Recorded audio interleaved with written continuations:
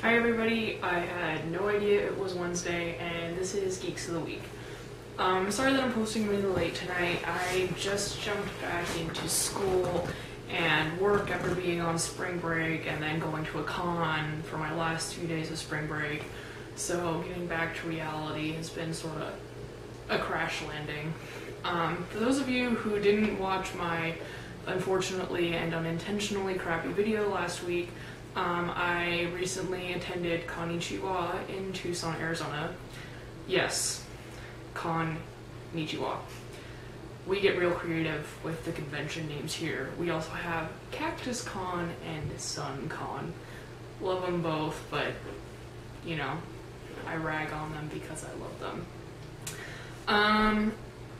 I won't do a full con report here because you guys probably don't care, but just as a recap, I had an okay time. I only did one panel, which is sort of lame, and I didn't end up doing the masquerade, which was also really lame. But I did get to help Team Kazoo host their Velvet Room Cafe, which was a lot of fun, having a full cast from Persona 4 to hang out with.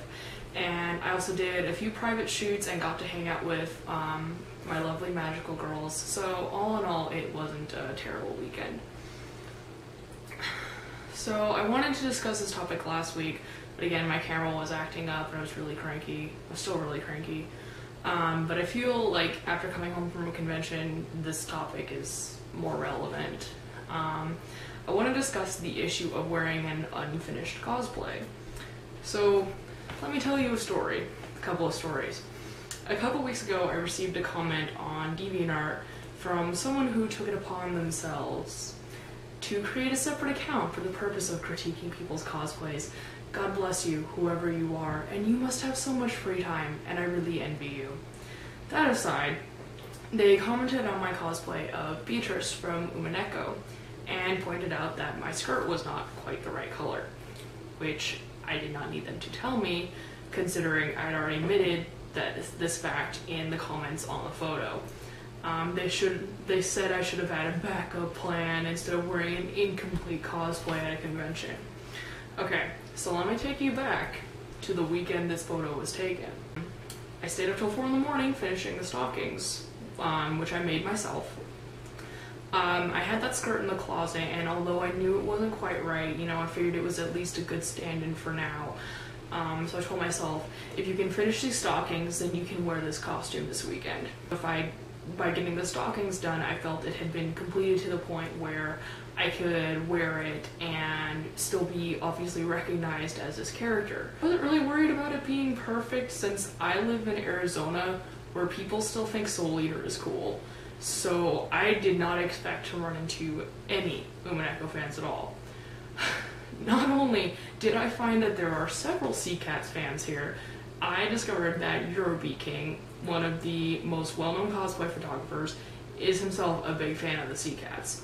So he took my photos of my incomplete Beatrice cosplay, and not only did he give me one of the best photos I've ever taken, but he included it in his Best of 2011 album. Not bad for an incomplete cosplay.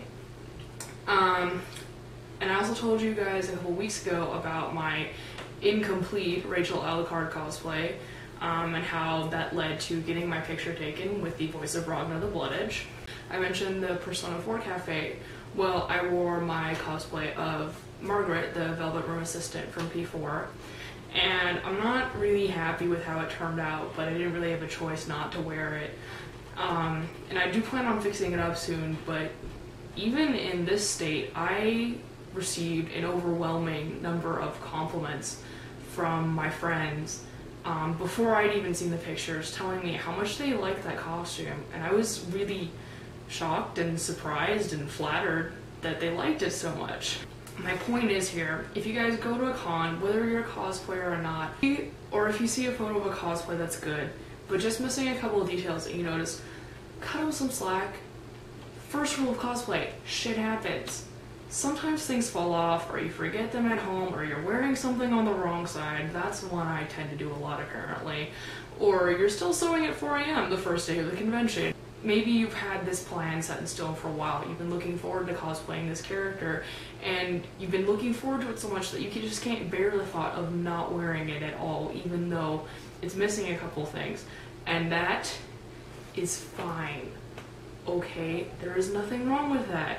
I can tell you from personal experience that cosplays are very rarely perfect or completed by the time they hit the convention floor or by the time they're put in front of a photographer. We cosplayers, we work our asses off, especially those of us who take this very seriously. We research our costumes, we look at every tiny detail, and we try to get as many of those in as we can, but sometimes things don't always work out. And if something's not there or something's not quite right, we know it.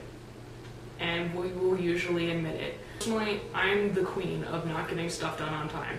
And honestly, I don't regret ever wearing one of my con-ready costumes one bit, since I've had some really great experiences while wearing them.